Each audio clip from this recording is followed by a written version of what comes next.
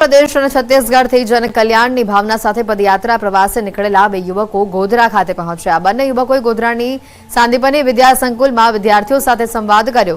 हिमाचल प्रदेशनो युवक राम 3 देश भारत, नेपाळ અને ભૂતાનના પ્રવાસના ઉદ્દેશ્યની સાથે પગપાળા નીકળ્યો છે। યુવક 1700 કિલોમીટરનું અંતર કાપી ગોધરા મુકામે પહોંચ્યો। प्रवास दरमियान ते विद्यार्थीओने योग अभ्यास और मोटिवेशनना कार्यक्रमों करे छे। तो बीजी तरफ छत्तीसगढ़ना रायपुरनो आ युवक सौरभ जे भारत प्रवास माटे 3 वर्षथी निकळ्यो छे। युवक पर्यावरण बचाववानो संदेशानी साथे पदयात्रा करवा निकळ्यो छे। युवके गोधरानी शाळामां वृक्षारोपण पण कर्युं। पिछले 3 साल से भारत की यात्रा कर रहा हूँ। 19 राज्य, 14,000 से ज़्यादा किलोमीटर चलने के बाद अभी मैं गोधरा पहुंचा हूं और मेरा जो मकसद है पूरे भारत के 28 राज्य कंप्लीट करने का मकसद है। और इस बीच में मैं लोगों तक ये संदेश पहुंचाना चाहता हूं कि हमारा पर्यावरण हमारे लिए कितना इम्पोर्टेंट है, पेड़, साफ सफाई हमारे लिए कितना इम्पोर्टेंट है। मैं हिमाचल प्रदेश धर्मशाला से चला हूं। आज मेरे 152 दिन है, 1701 किलोमीटर चला हूं और मैं 3 देशों की यात्रा कर रहा हूं, इंडिया, नेपाल, भूटान। और अभी मैं हिमाचल, उत्तराखंड, नेपाल, बिहार, उत्तर प्रदेश होके यहाँ पे आया है। और मेरी यात्रा का जो एम है वो है कि ह्यूमैनिटी के लिए यात्रा कर रहा हूँ। पदयात्री जे આવ્યા છે એમણે આપણા તમામ બાળકોને પર્યાવરણ વિશે, યોગ, મેડિટેશન વિશે સપ્ટેમ્બરથી ગણેશ ચતુર્થી માટે હાલથી જ તડામાર તૈયારીઓ જોવા મળી રહી છે। ભરૂચમાં ગણેશ પંડાલમાં ગણેશજીની મૂર્તિનું આગમન થઈ રહ્યું છે। કોઠી રોડ આયોજિત ગણેશ મહોત્સવમાં શોભાયાત્રા પણ યોજાઈ, જેમાં મોટી સંખ્યામાં ભાવિક ભક્તો ઉમટ્યા। पवित्र स्नेहना बंधन रक्षाबंधन ने आड़े हवे गणतरीना कलाको ज बाकी रह्या छे, त्यारे अर्चना शाळामां भणाती विद्यार्थीओए अमदावादना खोखरा पोलीस स्टेशनना जवानोने रक्षारूपी राखड़ी बांधी सुरक्षानुं वचन लीधुं। तो सामे जवानोए पण भाईनी जवाबदारी अदा करवाना वचनो आपी सलामी आपी। हम खोखरा पुलिस स्टेशन आए हैं रक्षाबंधन मनाने, उत्सव मनाने यहाँ पे। और यहाँ पे हम पुलिस स्टेशन में आके इतना अच्छा लगा, मुझे सब पुलिस सबको राखी बांध के हमारे अंदर जो पुलिस का डर था वो खत्म हो गया। पुलिस ने कैसे करके हमारा रक्षा करने में कितना मतलब फ़ायदा करते हैं। 24 घंटे हम अपने ड्यूटी रहते हैं। कोई भी त्यौहार हो, सब कोई भी त्यौहार फंक्शन हो, वो हमेशा अपने ड्यूटी पे ही रहते हैं। और आज हमने सबको राखी बांधा और उन्होंने हमको आशीर्वाद दिया और उन्होंने हमको वादा किया वो हमारा 24 घंटे हमारे साथ रहेंगे, हमारा रक्षा करेंगे। और कोई भी तकलीफ हो हमें बस 100 नंबर पे कॉल करना रहता है, पुलिस तुरंत आ जाएगी। और इसके साथ आज हमने मतलब त्यौहार मनाया और हमें बहुत अच्छा लगा। અમે આજે अर्चना विद्यालय मदन इंग्लिश स्कूलમાંથી આજે પોલીસ જવાનોને રાખી બાંધવા આવ્યા છે। સૌપ્રથમ અમે તેમને રાખડી બાંધી તેમનું મોઢું મીઠું કર્યું, આરતી અને કુમકુમ કરીને અમે તેમના પાસેથી એવું વચન મેળવ્યું છે કે તે અમારા પરિવારની સુરક્ષા અને રક્ષા કરશે। કમિશનરની અધ્યક્ષતામાં સંકલન સમિતિની બેઠક મળી। અમદાવાદ શહેરના એમપી અને એમએલએ પણ સંકલન સમિતિની બેઠકમાં હાજર રહ્યા। ભાજપના ધારાસભ્ય અમિત શાહે ફોગિંગની કામગીરીને લઈને સવાલો ઉઠાવ્યા હતા। अपार्टमेंट फ्लेट में फॉगिंग मात्र नीचे ज थाय छे, परंतु तमाम फ्लेटनी संख्या प्रमाणे बिल बनाववामां आवे छे। फॉगिंग करवा एटले ચોમાસામાં મચ્છરનાશક કરવા માટે કોન્ટ્રાક્ટ આપવામાં આવે છે। એક ઘરના 15 રૂપિયા 84 પૈસા કોર્પોરેશન પેમેન્ટ કરે છે। નીચેથી ફોગિંગ કરીને આવતા રહે છે, ઉપર જવાનું કહે છે કે આગ લાગી જાય અને ઘરમાં નુકસાન થાય। મેં મ્યુનિસિપલ કમિશનરનું ધ્યાન દોર્યું છે કે જેટલા ઘરોમાં ફોગિંગ કરે એટલા જ ઘરોમાં આનું પેમેન્ટ કરવામાં આવે। તો સાથે જ અશાંત ધારણા નિયમનું ઉલ્લંઘન કરાયું હોવાનો પણ દાવો કરવામાં આવ્યો છે। રાઇફલ ક્લબ રોડ ઉપર બાગબાન સ્કીમ તોડી પાડવામાં આવે તેવી માંગ કરાઈ છે।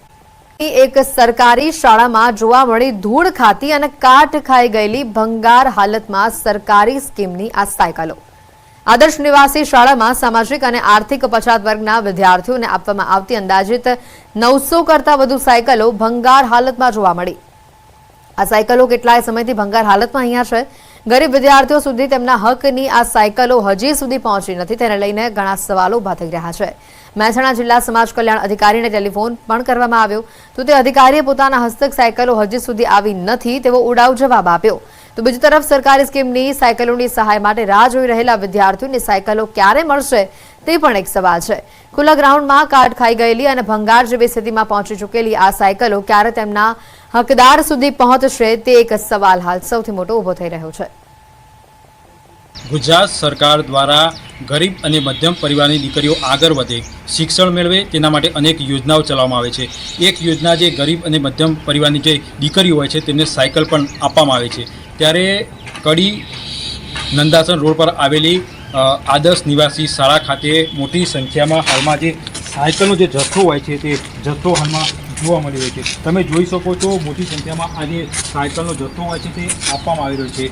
તમે જોઈ શકો આ જે સાયકલો છે તેની હાલત ખૂબ જ દયનીય બની છે. અહીંયા કેટલી જે ઘંટડીઓ છે તે પણ ખરાબ થઈ છે. અહીંયા કાચ પણ લાગેલો છે. હું આગળ પણ દ્રશ્યો બતાવવાનું કરીશ કે આ જે સાયકલો છે તેની પરિસ્થિતિ હાલમાં શું છે. તમે નીચે પણ જોઈ શકો છો આ જે પંખા હોય છે તે પંખા પણ નીકળી ચૂક્યા છે. તો અહીંયા અનેક સાયકલો છે તેની પરિસ્થિતિ ખૂબ જ દયનીય બની છે. ત્યારે જે આ અધિકારી સાથે ટેલિફોનિક વાતચીત કરતાં જાણવા મળ્યું કે આ જે સાયકલો છે તેની ગુણવત્તાની ચકાસણી બાકી હોવાથી હજી સુધી તેની જે ફાળવણી હોય છે તે ફાળવણી કરવા નથી. પરંતુ ક્યાંક ને ક્યાંક આ જે પરિસ્થિતિ હોય છે આ સાયકલોની તમે જોઈ શકો છો, પંખો અવરો થઈ ગયો છે. તો બીજી બાજુ આ બ્રેક પણ હોય છે તો બ્રેક પણ તૂટી ગઈ છે. આજુબાજુ સાયકલો પડી ચૂકી છે. આ પણ જોઈ શકો છો આ જે પંખો બહાર નીકળી ગયો છે. તો બીજી બાજુ જે છાબડા હોય છે તે પણ નીકળી ચૂક્યા છે. એટલે કે હાલતની જે સાયકલોની હાલત છે ખૂબ જ દયનીય બની છે. વિદ્યાર્થીઓને હજી સુધી સાયકલો મળી નથી. ત્યારે વિદ્યાર્થીનીઓ આશા રાખી રહી છે કે તેમને જે સાયકલો હોય છે જલ્દીમાં જલ્દી મળે, સારી ક્વોલિટીની મળે. પરંતુ અહીંયા ક્વોલિટી ચેક ન થતાં જે સાયકલો પડી રહેતા તેની ક્વોલિટી વધુ ખરાબ બની હોય તેવી દયનીય બની હોય તેવું હાલ દેખાઈ રહ્યું છે. ત્યારે જોવાનું રહ્યું કે આ જે સાયકલો છે વિદ્યાર્થીનીઓ પાસે ક્યારે પહોંચે છે. કેતન પટેલ, ન્યૂઝ 18 ગુજરાતી, મહેસાણા. ગોંડલની સૌથી મોટી સહકારી બેંકની ચૂંટણીની તારીખોની જાહેરાત થઈ છે. ગોંડલ નાગરિક સહકારી બેંકના હોદ્દેદારો માટે ચૂંટણી ઢંઢેરો જાહેર કરવામાં આવ્યો. નાગરિક બેંકના હોદ્દેદારોની 5 વર્ષની મુદત પૂર્ણ થતા 11 ડિરેક્ટરોની ચૂંટણી યોજાશે. આગામી તારીખ 29 ઓગસ્ટથી ઉમેદવારી ફોર્મ ભરવાનું શરૂ થશે, જ્યારે 15 સપ્ટેમ્બરના રોજ મતદાન યોજાશે. બેંકના ચૂંટણી અધિકારીએ ચૂંટણી કાર્યક્રમ પ્રસિદ્ધ કર્યો. મતદાન પૂર્ણ થયા બાદ તરત જ મતગણતરી હાથ ધરવામાં આવશે. તો બીજી તરફ ચૂંટણી યોજાય તે પહેલા ગોંડલ ભાજપ કોંગ્રેસના રાજકારણમાં ગરમાવો પણ સામે આવ્યો. કેન્દ્રીય ગૃહમંત્રી અમિત શાહની હાજરી બાદ દક્ષિણ પશ્ચિમ ઝોન ઓફિસ ખાતે બેઠક મળી. ગાંધીનગરના હાઈવે આધુનિકરણની સમીક્ષા બેઠકમાં રાજ્યના સહકારિતા મંત્રી જગદીશ વિશ્વકર્મા પણ હાજર રહ્યા. સાથે એમસીના તમામ બ્રિજ પ્રોજેક્ટ સાથે જોડાયેલા અધિકારીઓ, અમદાવાદ અને ગાંધીનગર મનપાના કમિશનર, ઓડાના સીઈઓ ભવ્ય વર્મા પણ હાજર રહ્યા. તો એસજી હાઈવેના વિકાસ માટેની ચર્ચામાં અમિત શાહે 14 અધિકારીઓની ટીમ સાથે વાતચીત કરી. મંત્રી અમિત શાહ ગુજરાતના પ્રવાસ ઉપર છે અને ત્યારે આજે અમદાવાદમાં 1200 કરોડના વિવિધ પ્રોજેક્ટનું ઉદ્ઘાટન તેમણે કર્યું. કરોડોના વિકાસ કાર્યોની ભેટ આપી એએમસી વિકાસ કામોના ખાતમુહૂર્ત લોકાર્પણ કર્યું. થલતેજમાં ઓક્સિજન પાર્ક અને તળાવનું અમિત શાહના હસ્તે લોકાર્પણ કરવામાં આવ્યું. મકરબા વિસ્તારમાં સ્વિમિંગ પુલ અને જિમ્નેશિયમ ખુલ્લું મુકાયું. કેન્દ્રીય ગૃહમંત્રી અમિત શાહે વેજલપુરમાં મિશન મિલિયન ટ્રી અભિયાન અંતર્ગત વૃક્ષારોપણ કર્યું. તેમજ પ્રહલાદનગર નજીક એએમસી વિકાસ કામોના ખાતમુહૂર્ત તેમજ લોકાર્પણ કર્યું હતું.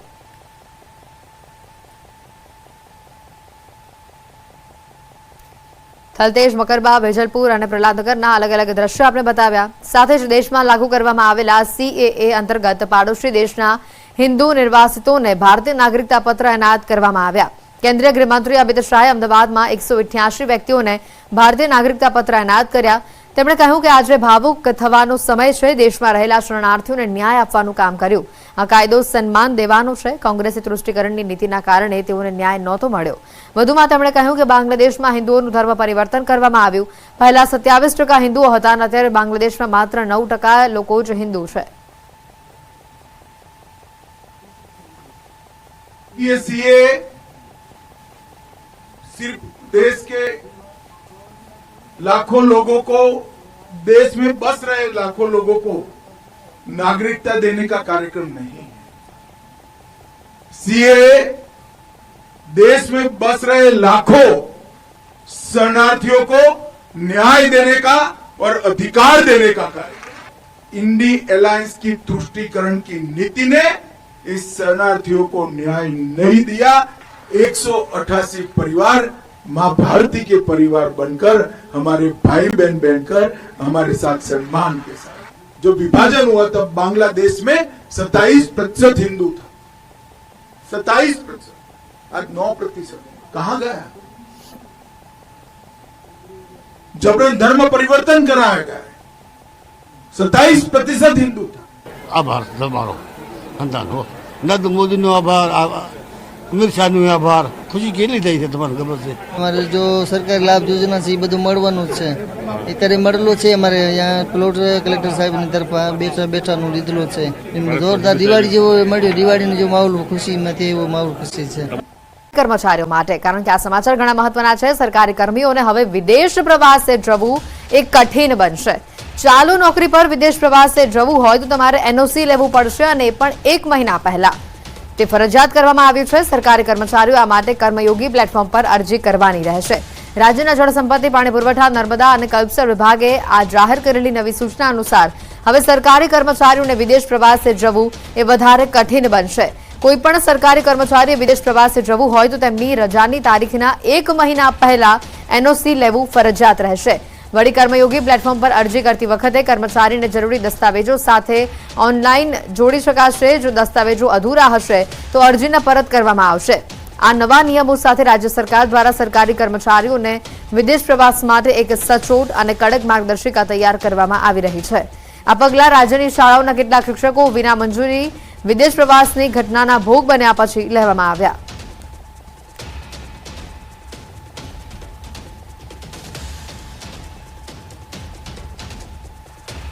વિદેશ પ્રવાસે જવું હોય તો 1 મહિના પહેલા એનઓસી લેવું ઘણું ફરજિયાત બની ગયું છે. આજે તમામ ગુલ્લીબાજ શિક્ષકો કે જે શાળા ચાલુ રાખીને વિદેશ ભાગી ગયા હતા તે બાદ આ નિર્ણય લેવામાં આવ્યો છે. ભૂતિયા શિક્ષકોના બનાવો બદલ જે પરિસ્થિતિ ઊભી થઈ હતી, ફરી એકવાર ભવિષ્યમાં આ પ્રકારની પરિસ્થિતિ ઊભી ન થાય તેને લઈને આ કડક નિયમો લાગુ કરવામાં આવ્યા છે. ચાલુ નોકરીએ હવે વિદેશ પ્રવાસ નહીં કરી શકે.